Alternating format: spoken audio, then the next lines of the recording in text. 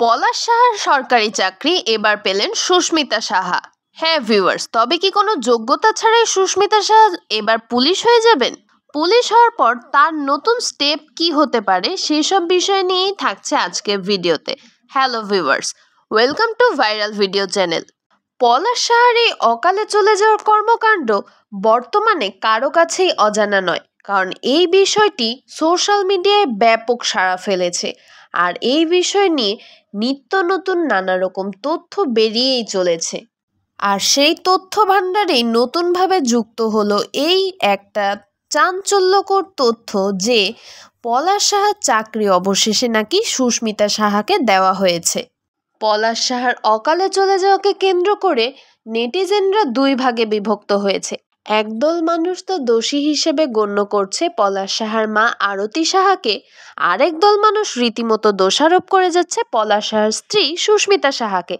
কিন্তু এখানে যে আসলে কে দোষী সেটা এখনো আইনতভাবে প্রকাশ পায়নি, কিংবা আইনের সাথে সংশ্লিষ্ট লোকেরা এ বিষয় নিয়ে কোনো স্পষ্ট তথ্য মিডিয়ায় তুলে ধরেননি।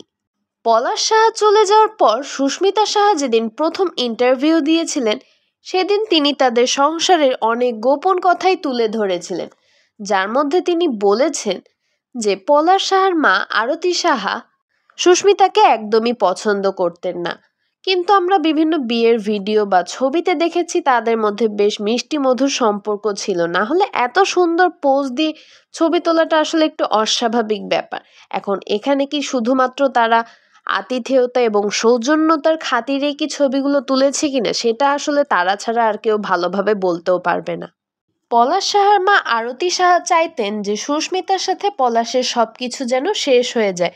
তিনি চাইতেন যেন সুস্মিতা নিজে থেকে পলাশকে ডিভোর্স দিয়ে এই সংসার ছেড়ে চলে যায়। তার জন্যই নাকি আরতি সাহা রীতিমতো সুস্মিতা সাহার উপর বিভিন্ন ধরনের মানসিক চাপ সৃষ্টি করতেন, যাতে করে সুস্মিতা সাহা নিজেই অতিষ্ঠ হয়ে পলাশ সাহাকে ডিভোর্স দিয়ে চলে যেতে পারে।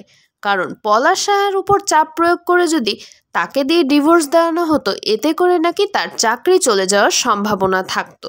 কিন্তু এত চেষ্টা করেও কি হলো? অবশেষে তো আসল মানুষটাই সবার উপর রাগ করে চলে গেল না ফেরার দেশে।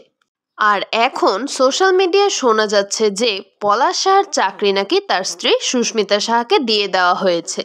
আমাদের দেশের প্রেক্ষাপটে বিসিএস এর চাকরি কিন্তু খুবই সম্মানের দৃষ্টিতে দেখা হয়। আর এই বহুল আলোচিত পলাশ সাহা ছিলেন ৩৭তম বিসিএস এর পুলিশ ক্যাডারের একজন কর্মকর্তা। তিনি র্যাব ৭-এর সিনিয়র সহকারী পুলিশ সুপার হিসেবে কর্মরত ছিলেন। এর আগে তিনি পুলিশের বিশেষ শাখায় এসবি হিসেবে কর্মরত ছিলেন।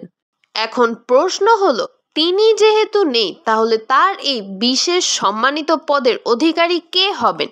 শোনা যাচ্ছে যে তার এই বিশেষ পদের অধিকারী হবেন তার সহধর্মিণী সুস্মিতা সাহা। এখন প্রশ্ন হলো, স্বামী যদি অকালে চলে যায় তাহলে তার অনুপস্থিতিতে তার স্ত্রী কি সেই চাকরি পাবে কিনা? কিন্তু অনুসন্ধান করে আমরা দেখেছি যে না, এরকম কোনো তথ্য পাওয়া যায়নি। কিন্তু নির্দিষ্ট কিছু শর্তানুযায়ী পারিবারিক পেনশন সুবিধা স্ত্রী পেতে পারেন। যদি তিনি পুনরায় বিবাহ না করেন তাহলে আজীবন পেনশন পাওয়ার অধিকার রয়েছে। আর চাকরি পাওয়ার বিষয়টা নিয়ে যেই তথ্য পেয়েছি সেটা হচ্ছে যে পারিবারিক কিংবা বিশেষ নিয়োগের সুবিধা অনুযায়ী সংশ্লিষ্ট মন্ত্রণালয় বা দপ্তর যে সিদ্ধান্ত নেয় সেটাই বহাল থাকে।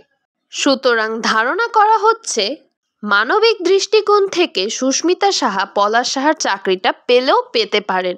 সো ভিউয়ার্স, আজকের ভিডিও এই পর্যন্তই। পরবর্তীতে নতুন কোনো আপডেট পেলে সেটা নিয়ে হাজির হব আবার নতুন কন্টেন্টে। আর যারা আমাদের চ্যানেলে নতুন তারা চ্যানেলটাকে সাবস্ক্রাইব করতে একদমই ভুলবেন না।